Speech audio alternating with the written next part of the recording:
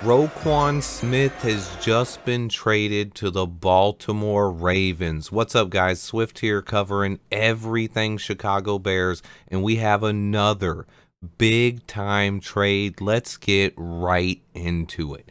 Ryan Poles has decided to trade linebacker Roquan Smith to the Baltimore Ravens. We are receiving a second and a fifth round pick in the 2023 NFL Draft. Holy cow. I really wanted a first round pick for Roquan, but I think after the shock value wears off, I will be perfectly happy with a second and a fifth round pick. I was actually in the process of editing a video about the trade rumors and was going to address the Roquan to the Ravens rumors. I actually did not think it was going to happen. Let me tell you my reasoning. The Ravens, before this trade, had $2 million in cap space. They already have Lamar Jackson on the final year of his deal, who wants to be the highest paid quarterback in NFL history.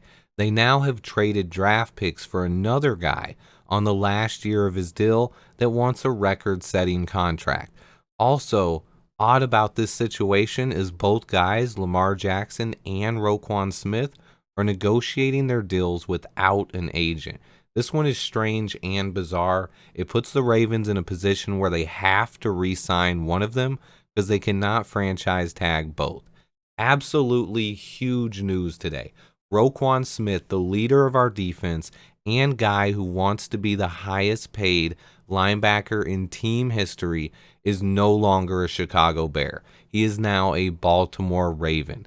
The Chicago Bears are shifting into full rebuild mode after assessing the roster over 8 games. In my opinion, I think this could be a really good move for the team. Roquan was a great player and one of my favorites. However, I simply did not believe he was worth being paid the contract he wanted. He had games where he would look like he was capable of that, but then he also goes through long stretches where he disappears and just doesn't look special. It is now clear that Ryan Poles is putting his stamp all over this roster. We now have even more flexibility going into 2023 with the most draft picks we've had going into a draft in my lifetime. We now have a first round pick, 2 second round picks, a third round pick, 2 fourth round picks, and 2 fifth round picks. That's 8 picks in the first 5 rounds. An awesome bounty of draft picks and an incredible amount of cap space going into next season.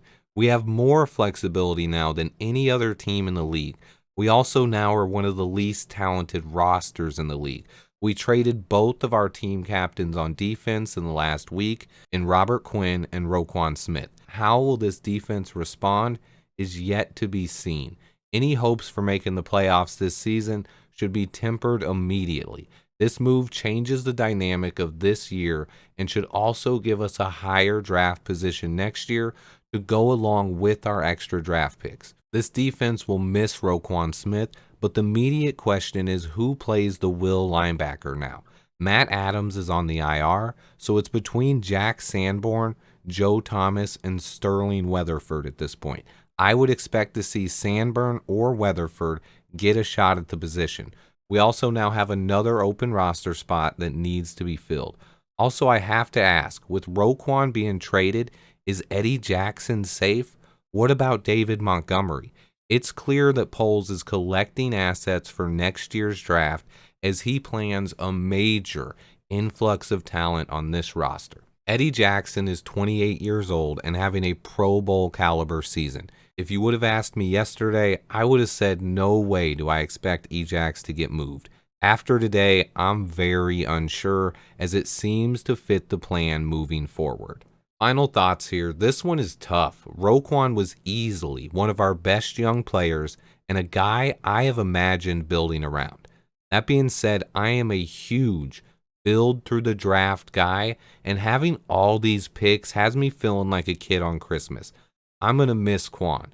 Before the holdout and the things he said about this front office, I never imagined him playing for another team. After that, and him asking to be the highest paid linebacker in NFL history, I watched his play a little bit closer. Roquan had 2 games this season where he was the best player on defense, period.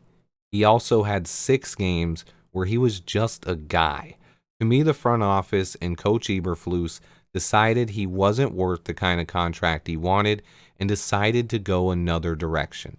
As far as the draft pick compensation, I never thought we could get a first round pick for Roquan.